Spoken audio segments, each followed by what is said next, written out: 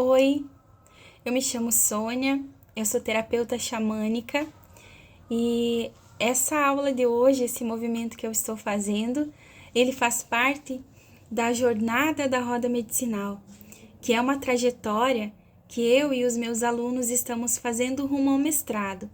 É uma preparação para que todos se tornem mestres, para que todos se tornem professores e possam levar as sementes do Reiki Xamânico Mahyo e distribuí-las ao mundo.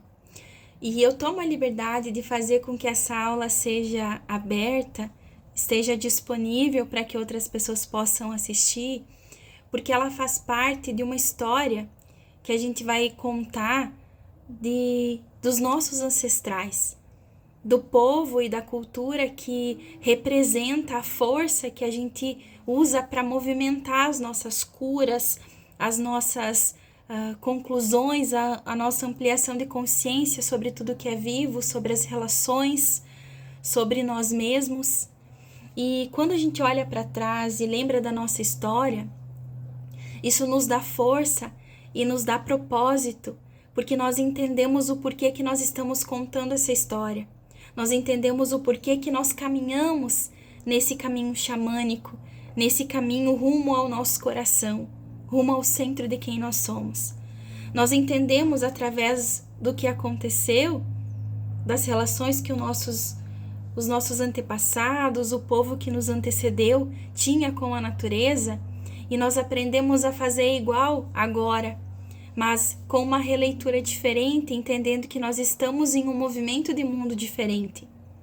Eu já falei aqui, mas trago novamente essa informação, que existe uma profecia que fala que nesse momento em que a Terra está passando por grandes transformações, grandes releituras sobre o ser humano, sobre as conexões humanas, sobre a espiritualidade, sobre as raças, sobre as culturas, sobre as relações, existirão pessoas que serão a reencarnação do povo vermelho e que elas virão ao mundo para recordar essa tradição, para recordar esses saberes ancestrais e colocar essa roda da vida novamente para girar, baseado em quem nós somos, baseados no nosso conhecimento em essência, baseados na nossa cultura, na nossa história, na história do povo vermelho, na história dos nossos irmãos da floresta, na história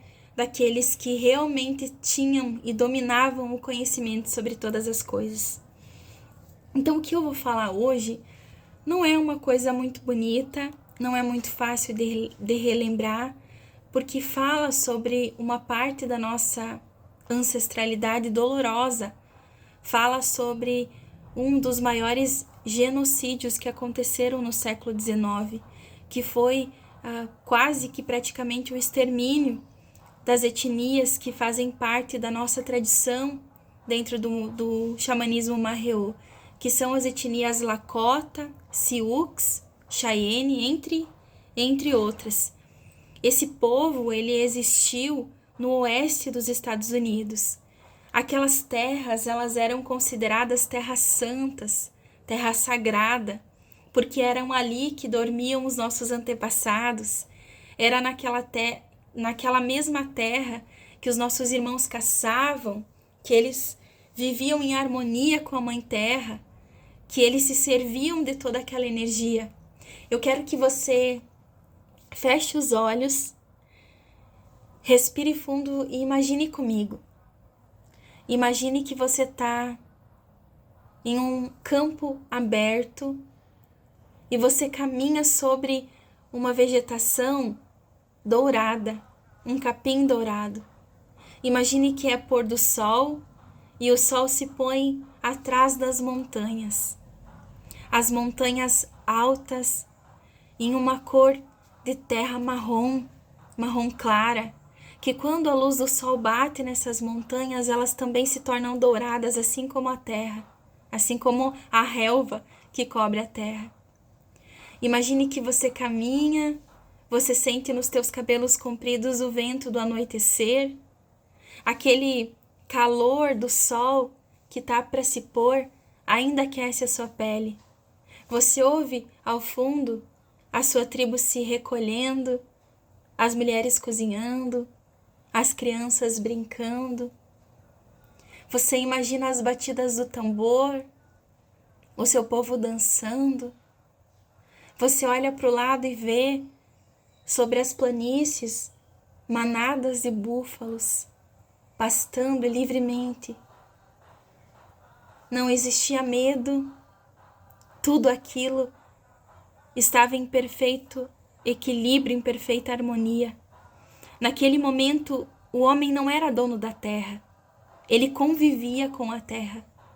Tem uma frase que diz assim: nós não herdamos a terra dos nossos antepassados, nós a cuidamos para os nossos filhos. Imagine a atmosfera desse lugar. Imagina como o seu coração reverbera quando você se lembra dessas memórias da tua alma. Imagine os teus pés tocando aquela relva seca. Outono, o anoitecer, tudo em perfeita harmonia e equilíbrio. Agora você imagine que tudo isso é tomado de você. Tudo o que é sagrado para você, todos os lugares aonde você encosta a testa na terra em honra e reverência aos teus ancestrais, a grandiosidade da Pachamama, sendo pisoteado por alguém que não sabe o valor daquele lugar. Não sabe que naquela terra, naquele lugar em específico, descansam os seus pais, os seus avós, os seus filhos. Esse é o século XIX, o momento em que grande parte dos nativos, os nossos irmãos da floresta, morreram em batalhas defendendo o seu solo sagrado. Agora imagine que quando essa batalha se aproxima, 10.000 índios se juntam e fazem um acampamento que abrange uma dimensão de mais de 5 quilômetros. Imagine como que você se sente como um guerreiro, lutando pelaquilo que é sagrado para você. Eu não me sinto triste, não me sinto com medo. Eu sinto propósito quando eu penso nisso. Eu sinto propósito e sinto que, em espírito, o ser guerreiro, a luta pelaquilo que é santo para mim, que é importante para mim, é um propósito de vida. É assim que eu imagino que esses 10.000 homens, essas 10.000 almas se sentiam, se aglomerando e prontos para a batalha, para defender as suas casas. E tanto isso é real que eu penso que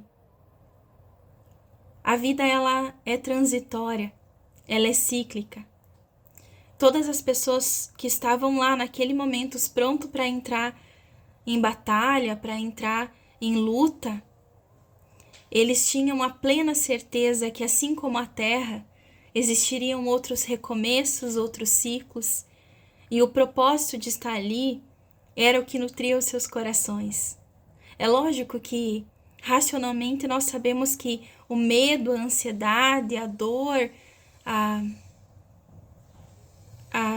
os sentimentos, eles estavam emaranhados nos corações daqueles guerreiros. Mas ainda assim, eles estavam ali juntos, em tribo, lutando pelaquilo que eles consideravam como um caminho a ser percorrido. Eu quero que, antes da gente entrar nessa parte da batalha em específico, eu quero que você imagine mais uma coisa.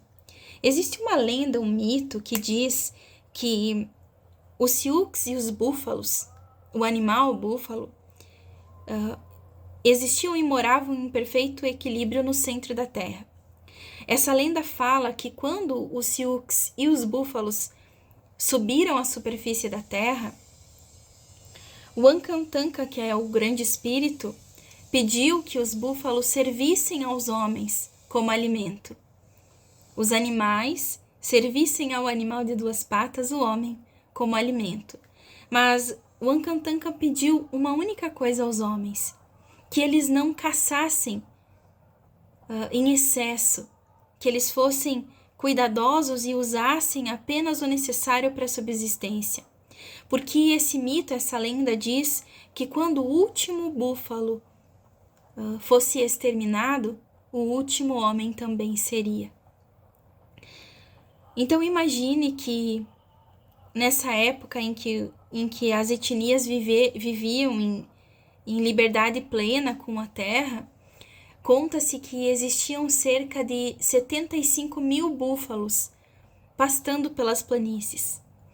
E tem uma passagem bem interessante que conta que um explorador francês, entre os anos de 1491 e 1557, relata nas suas memórias que ele presenciou em uma ocasião um estouro de uma manada de búfalos.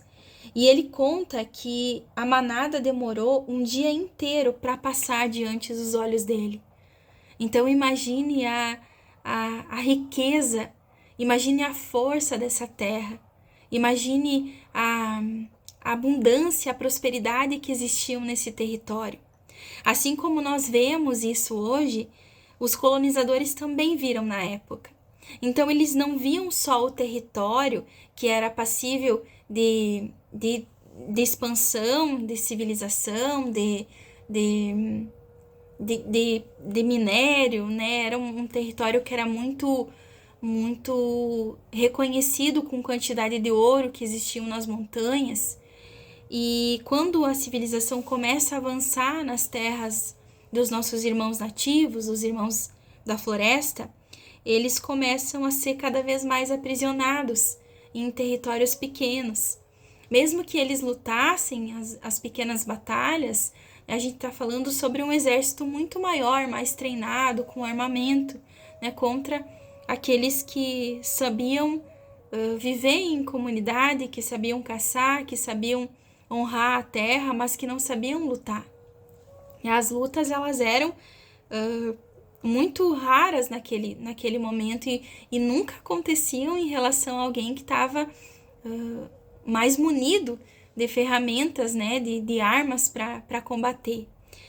Então, quando a civilização avança, quando as estradas de ferro começam a ser construídas nessa parte do país, e os trens começam a trafegar nessas estradas, conta-se que os passageiros desses trens, eles eram incentivados a atirarem nos búfalos enquanto faziam o percurso de trem.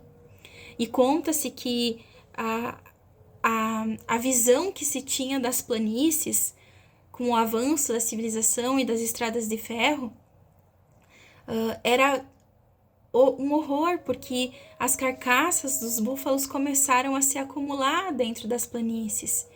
E aquela profecia que contava que enquanto os búfalos fossem sendo exterminados, o homem da terra também ia sendo cada vez ficando menor e ficando em pouca expressividade até que acabasse, ela também foi se cumprindo. No ano de 1890, que foi o ano da derrocada do povo Sioux, a história conta que existiam menos de 3.000 búfalos nas planícies.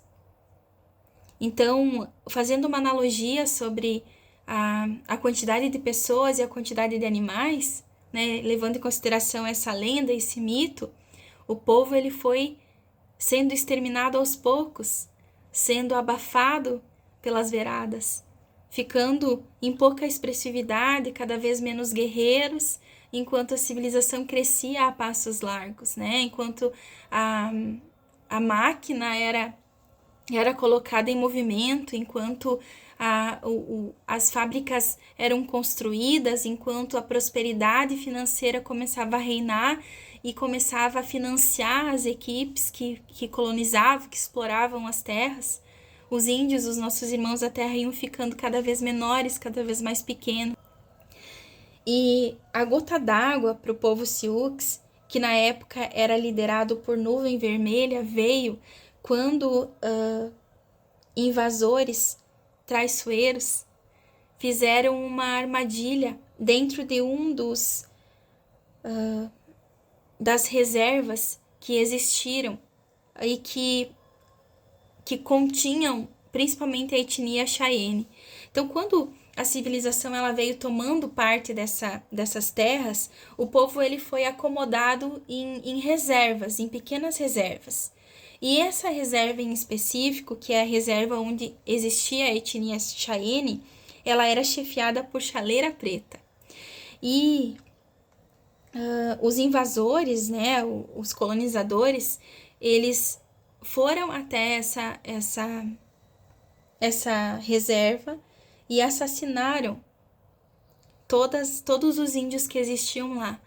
Então, para o povo Sioux, esse foi a gota d'água para que eles realmente entrassem em conflito, entrassem em batalha, né? Porque os irmãos foram mortos em nome da terra, né? Em nome da evolução das coisas. Em uma dessas batalhas, 2 jovens chefes que estavam sucedendo o Nuvem Vermelha, que na época tinha 53 anos, esses 2 jovens chefes conseguiram matar um dos generais essenciais para a batalha. Só que essa morte fez com que as tropas fossem aumentadas, né? As tropas dos colonizadores fossem aumentadas para proteger as terras, e foi ordenado que todo o território indígena fosse tomado pelo governo. Esses 2 jovens chefes se chamavam Cavalo Louco e Touro Sentado. Nessa segunda batalha que se sucedeu, Cavalo Louco foi morto, foi preso e depois foi morto, enquanto Touro Sentado conseguiu fugir para a fronteira do Canadá, onde ele ficou até conseguir retornar para suas terras. O povo Sioux, ele sempre foi muito famoso até os dias de hoje pelas suas crenças, pelos seus ritos. Existia um feiticeiro que fazia a dança dos espíritos, que é uma prática, que é um ritual ancestral, que acredita-se que quando essa dança ela fosse feita, a terra se abriria e tragaria o homem branco, né? Traria novamente os búfalos e se tornaria como ela era antes. Então, com o retorno do Touro Sentado, desse novo chefe, desse chefe jovem para o país, esses rituais eles começaram a acontecer, e os colonizadores eles se preocuparam com isso, porque eles viam nessa dança um sinal de conspiração, pensando como se fosse uma preparação para uma futura guerra. E em 29 de dezembro, o exército americano fuzilou velhos, mulheres e crianças. E ao final desse massacre, centenas de índios Sioux estavam mortos. A profecia havia se cumprido, nem os búfalos, nem os Sioux habitavam mais as pradarias do oeste dos Estados Unidos.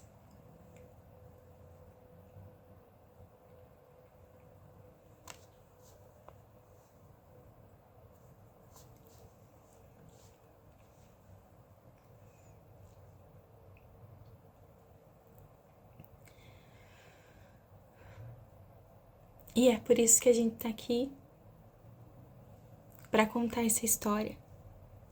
É por isso que a gente tá aqui, acendendo a nossa sálvia, cantando os nossos rezos, batendo os nossos tambores, acordando a força da nossa tribo, a força da nossa terra, tomando aquilo que sempre foi nosso com amor, com fraternidade, e fazendo aquilo que ninguém esperava, que é curando os nossos irmãos, curando sem cor, sem limites, sem territórios. O nosso objetivo aqui nessa vida, como reencarnação do povo vermelho, é curar a terra e tudo aquilo que dela é feito.